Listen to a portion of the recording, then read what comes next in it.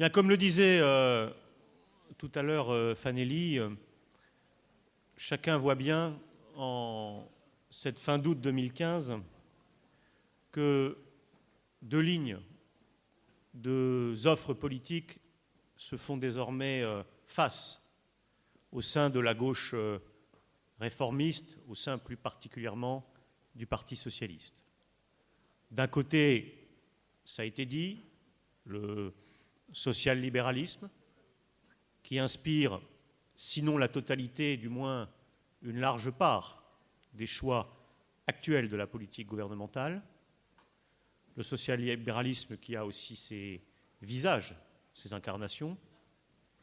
Le frétillant ministre de l'économie qui fait battre les cœurs et renaître l'espérance à Jouy-en-Josas, mais qui n'est, disons-le peut-être une fois pour toutes, dans le fond, qu'un symbole un peu pathétique et navrant d'une époque qui considère que les brevets de modernité doivent être attribués aux hommes de gauche qui trahissent la gauche.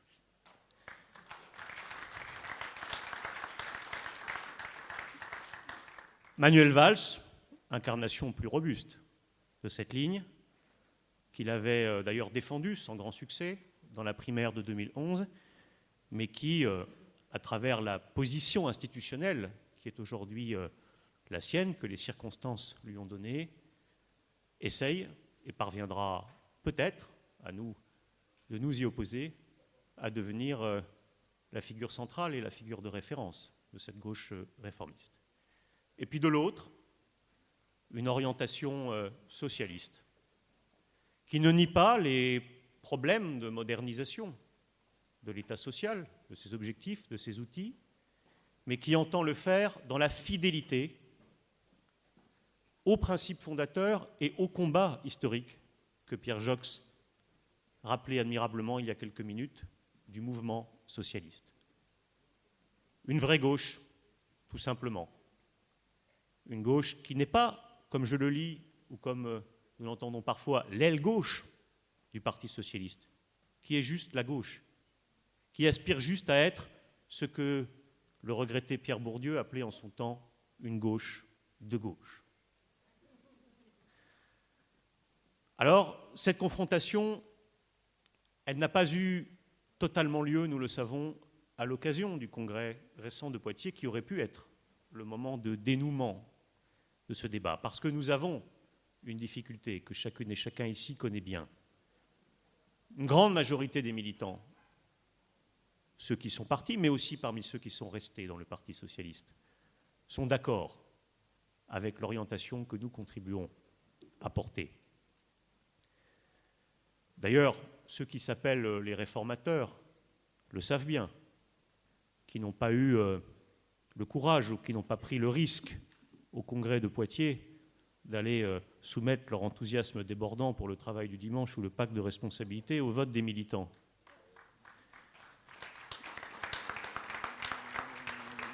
Mais, et nous le savons aussi, beaucoup de militants, les mêmes, nous disent, et d'une certaine manière notre camarade Michael Vallée le disait ici hier après-midi avec beaucoup d'honnêteté intellectuelle, beaucoup de camarades considèrent dans le même temps que sous le régime de la Ve République, il n'est pas possible pour les élus et les militants du parti au pouvoir de résister concrètement à la volonté de leur gouvernement. Et c'est d'ailleurs, reconnaissons-le, toute l'habileté du premier secrétaire du Parti socialiste, Jean-Christophe Cambadélis, que d'avoir offert aux militants socialistes à Poitiers la possibilité de défendre leur identité socialiste, d'assumer leur part de distinction avec le social-libéralisme, tout en annonçant et affirmant par avance le soutien indéfectible qu'ils accorderaient à la politique gouvernementale, y compris une politique gouvernementale qui tournerait le dos à cette identité.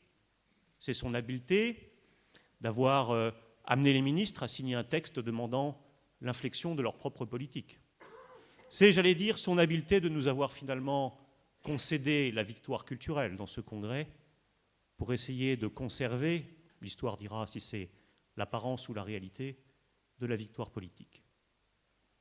Mais si c'est son habileté, c'est notre honneur de continuer dans les semaines et les mois qui viennent, de dire, nous, que lorsque l'on est au pouvoir, ce que l'on est, c'est ce que l'on fait. Ce que l'on est, c'est ce que l'on vote. Et oui, puisque la question a été posée hier, nous le redisons ici ce matin, si le gouvernement devait ignorer la demande qui est aujourd'hui la demande de tout le Parti socialiste, exprimée fin juillet dans un bureau national, d'une réorientation profonde de la politique libérale, du pacte de responsabilité, si le gouvernement devait piétiner le message adopté par l'ensemble des militants du Parti socialiste au congrès de Poitiers, nous serions conséquents et nous refuserions de voter à l'automne prochain ce budget.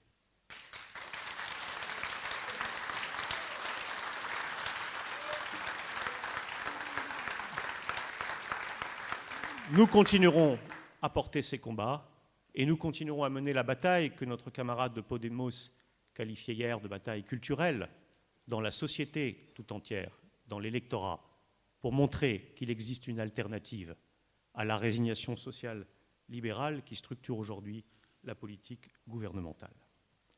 Et avant de laisser la parole aux camarades qui ont animé et suivi les ateliers d'hier, je voudrais dire quelques mots rapidement à ce sujet.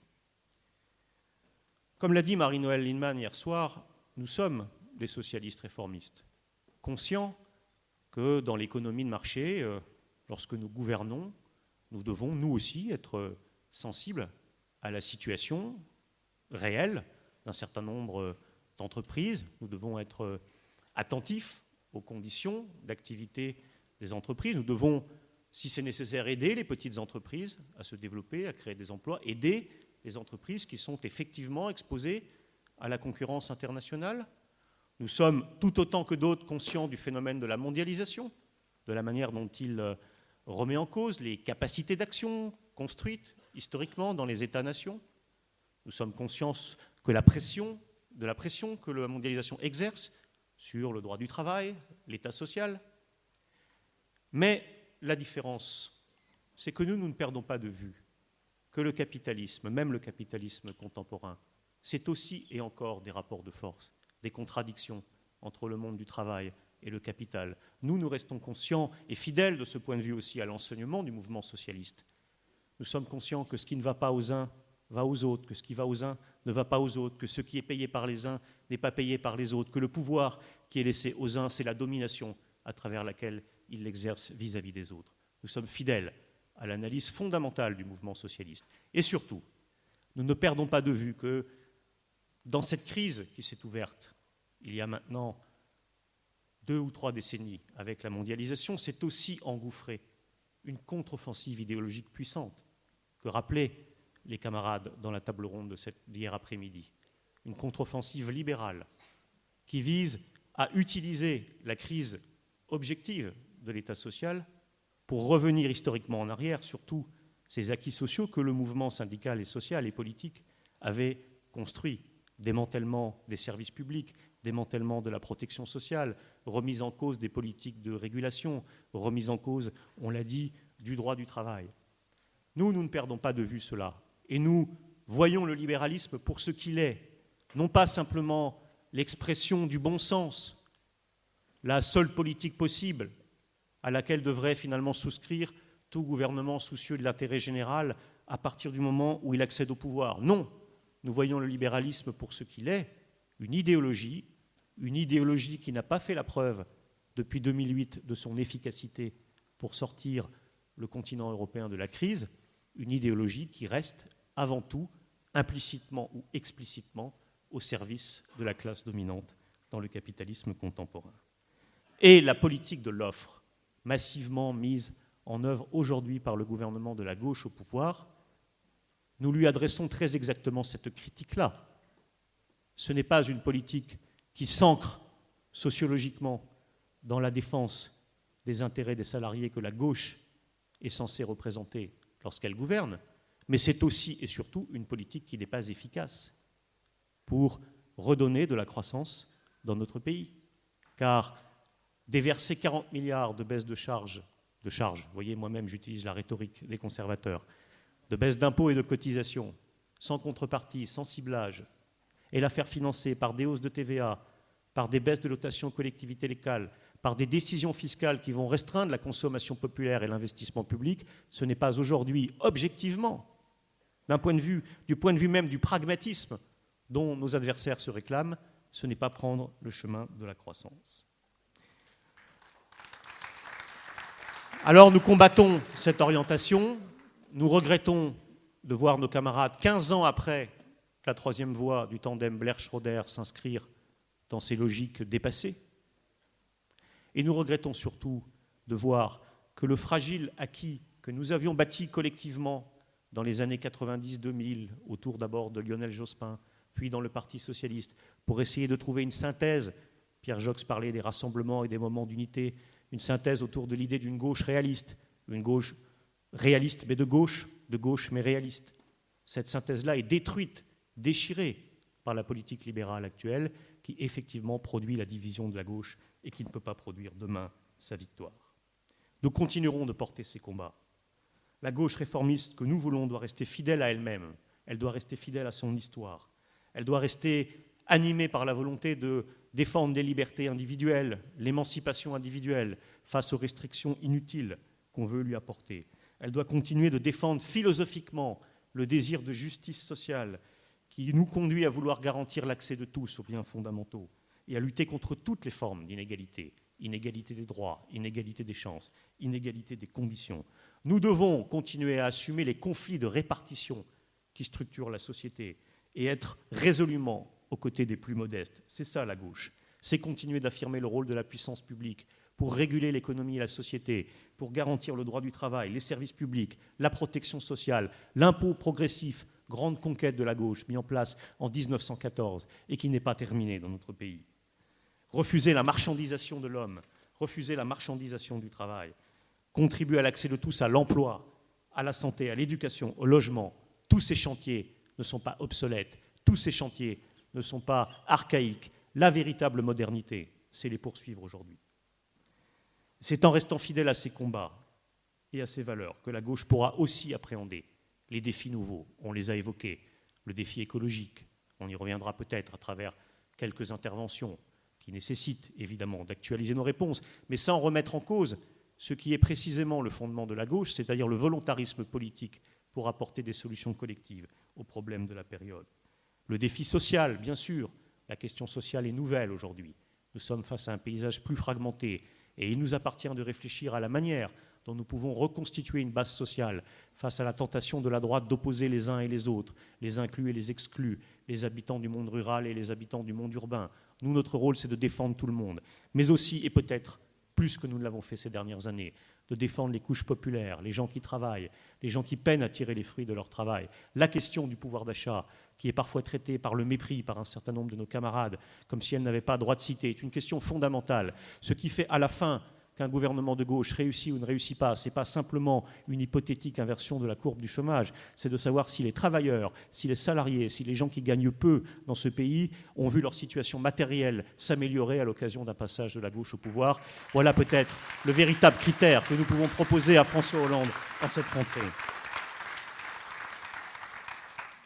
Le défi européen, je ne m'attarde pas, il en fut longuement question hier. Chacun voit à quel point la gauche française se trouve aujourd'hui à un tournant par rapport à son investissement stratégique dans le projet européen comme réponse à la mondialisation libérale. Il est temps, au-delà de la crise grecque, de faire le point sur cette question et de décider collectivement, nous, socialistes français, de la façon dont nous entendons continuer à retrouver ou non nos petits dans la construction européenne. Et puis, je terminerai par là où j'ai commencé, le défi démocratique. Oui, non seulement la question européenne et la dépossession de la souveraineté nationale au profit d'une construction ordolibérale, comme ce fut rappelé hier, pose la question de la réalité de la démocratie aujourd'hui. Mais le fait que, pour la troisième fois consécutive, un président de la République élu au suffrage universel mène une politique différente de celle pour laquelle il a été élu, sans qu'aucune force de rappel démocratique ne puisse réellement s'exercer, pose aussi, dans notre pays, en France, la question de la réalité de la souveraineté populaire. Vieille question, mais question fondamentale. Et nous devons, nous, qui peut-être l'avons compris et senti plus vite que d'autres, nous devons nous montrer l'exemple. Nous le ferons dans les semaines qui viennent, dans les mois qui viennent, en prenant notre part à la nécessaire travail qui avait été évoqué tout à l'heure par notre camarade élu à La Rochelle, de reprise de contact avec la société, de travail. Nous créerons sans doute les outils pour cela. Mais nous continuerons à le faire aussi là où nous sommes, en responsabilité, dans notre parti, au Parlement. Je l'ai dit tout à l'heure, vous pourrez compter sur nous pour continuer à défendre une autre idée du rapport entre les gouvernants et les gouvernés, une autre idée de la capacité des hommes et des femmes politiques à tenir les promesses et à rester fidèles aux convictions pour lesquelles ils ont été élus. Et je voudrais terminer là-dessus. On nous demande parfois, les médias ici, dans le fond, pourquoi continuez-vous votre combat alors que la porte s'est fermée, alors que Manuel Valls vous répond qu'il n'y aura pas de changement, alors que François Hollande vous répond qu'il n'y aura pas de changement. Mais moi, je réponds à ceux qui me disent cela. Qu'est-ce que vous penseriez, qu'est-ce qu'on devrait penser dans une démocratie normale d'un parti qui fait, en arrivant au pouvoir, un virage à 180 degrés par rapport à ce qu'il avait annoncé à ses électeurs et où ça ne créerait aucun remous, où on accepterait ça comme on accepte une lettre à la poste? C'est notre honneur, c'est notre fierté d'avoir dit non, de résister aujourd'hui et de proposer une alternative.